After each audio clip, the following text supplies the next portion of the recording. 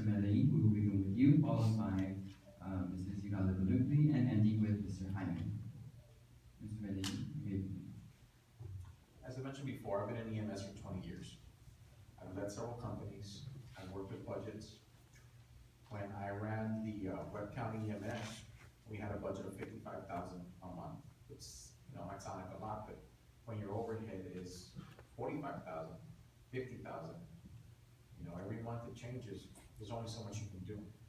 I was able to budget that and provide EMS services for the county at 5 units per county, for the whole county, not per county. When I was in Laredo, I did the same thing. The city didn't have a budget big enough to build a fire station, so we started grant writing. We ended up building a fire station, got a new fire truck, got a new ambulance, got 3 police cars, hired 5 firefighters, sent 10 to training, and we went ahead and we hired 3 police officers. Again, it all comes down to reasonable budgeting, knowing what you have, how much you can spend, and what you can afford to do so. Having this background, having the ability to do so and to budget everything correctly is something that the district needs. We allocate so much amount of money per district, and obviously it's being misspent. It's being used for the wrong reasons, and that's something that needs to stop.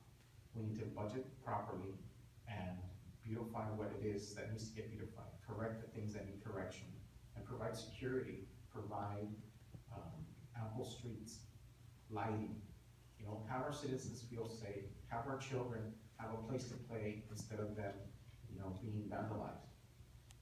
Being here, being able to budget, being able to lead is what I can offer, it's what I can do, and I can do it full time. As I said it before, I am prepared to step down as director for my company and be your councilman full time. I also have my phone number on flyers that I've been giving out. You all are welcome to contact me at any time. Thank you. Mrs. Yugale. The question? Oh, just your closing statement. You have 2 minutes. First and foremost, I would like to thank the student body, telling you for allowing us to speak, and like someone mentioned here, where are the other candidates? If they don't have the time to give you now, imagine the time that they're going to give you as council members. I'm an educator, I'm a business owner, I'm educated, I'm ethical, I'm transparent, I'm a woman with integrity that is going to fight and do what is best for our community.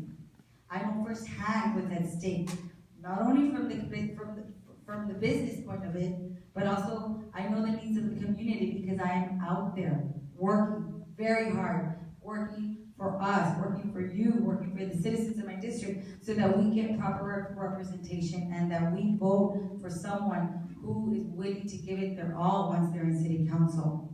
Like I mentioned, I'm a woman with integrity and will always use my best judgment to do what is best, not only for the constituents, for my community, but most importantly for my city.